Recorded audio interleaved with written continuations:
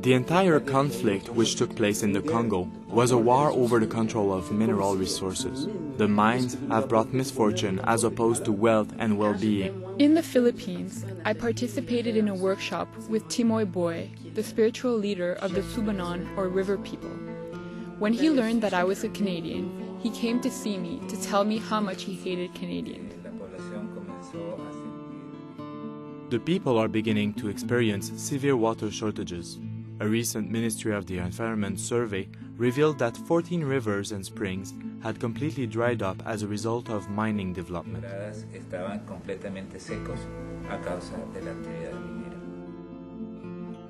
Be it in Africa, Asia, or Latin America, mining and the behavior of some Canadian companies is threatening the environment and the rights of the people of the South and tarnishing Canadian images abroad. Development and Peace Program officers keep us abreast of the challenges and controversies surrounding the control of the natural resources in the South. It's very clear. Our partners have been raising this issue with us for a number of years. 5 or 6 years ago, our Honduran partners were talking about mining concessions. At the time, we learned that 40% of the nation's territory was being set aside for possible mining concessions. So mining is a real problem for Honduras. As Canadian mining companies are the ones operating on the ground, we, as Canadians, have a real responsibility to do something about it. Most countries in Asia, they're very rich. They have rich forests. The mountains are just full of gems, and gold, and so on. Mining is one of the critical issues under this broad term of control of resources. And our partner said that the conflict, the wars, the civil wars will be based on the fact that the resources are dwindling, and more, especially from rich countries, are going to what we call the poor countries to get those resources for the needs of the rich countries, to feed our new computer, new cars, new houses, and so on. So the partners are saying that we should really focus on Caritas Tegucigalpa, our partner in Honduras, deals with the consequences of mining and resources extraction on a daily basis. Our action sheets contain Pedro Landa's testimony and how this impacts families in his country. At this point, the lack of waters is beginning to play heavily on the lives of the people.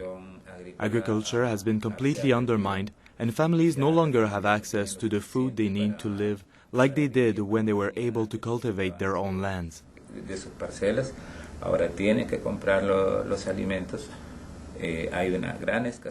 Given the scarcity of water, people will soon find themselves forced to go outside of their villages to buy the food they currently produce for themselves. One particularly disturbing case is that of 25 families that the mining company relocated to new plots. The company sunk wells to give them access to water.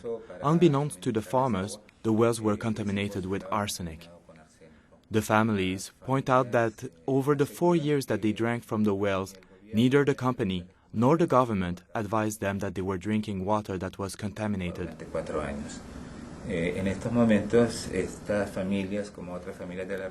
Unfortunately, these are not the only families in the area contending with contamination. Recent studies have confirmed that the villagers' bodies contain high levels of arsenic, lead, mercury, and cyanide. It is expected that heavy metal contamination will soon begin to have more obvious and devastating effects on the lives and health of the people.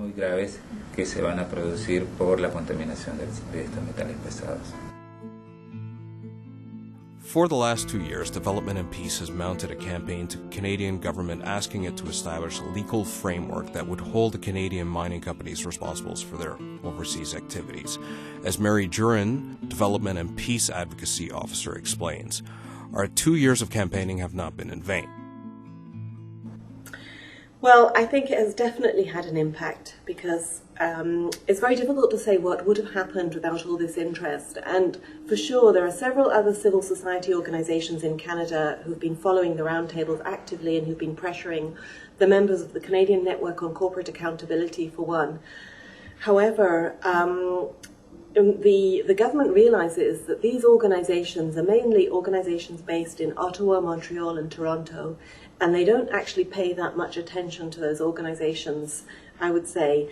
But now it's become apparent that there's a movement of citizens who are involved across Canada, and with the number of signatures, we've heard that the government realises that this is something it can't ignore, on the one hand. On the other hand as well, just the fact that there's been so many questions in the House, and there's been so much momentum in Parliament on this issue, the government realises that this is something that they're not going to get away with an easy response to. In 2007 alone, she reports more than 40 meetings with local members of Parliament. She also points to the many individual interventions of the House of Commons by MPs of all political parties in support of development and peace demands. In the end, the Prime Minister's office was presented with more than 200,000 petition cards to deal with this vital concern. Environmental degradation and the expropriation of agricultural lands, both components of irresponsible development of mining resources, represents a threat of a nation's food sovereignty. This link becomes even clearer when we listen to Fidel Mutambo Banza, a development and peace partner consultant in the Democratic Republic of Congo. Mining also raises serious issue of expropriation. As everyone knows, peasants and the land are almost synonymous. But if the parcels of land that the peasants need to produce crops are taken over by mining companies, there is that much less land for farming. So, we need to acknowledge that mining does indeed threaten agriculture, and that mines themselves deplete the soil. While a mine may operate for 60 years, it leaves destitution in its wake. On the other hand, agriculture does not deplete the environment, and if we maintain the soil, neither does nature. Farming allows the people to live with dignity. Practically speaking, development and peace will be continuing with its strategy of sending petition cards to government urging actions on these issues. At the same time, with a card addressed to the Prime Minister and a second-tier Member of Parliament, this year's campaign adds interesting new components. We hope that this strategy will help Members of Parliament realize the importance that the issue's corporate social responsibilities carry for Canadians seeking to express the solidarity with the people of the South.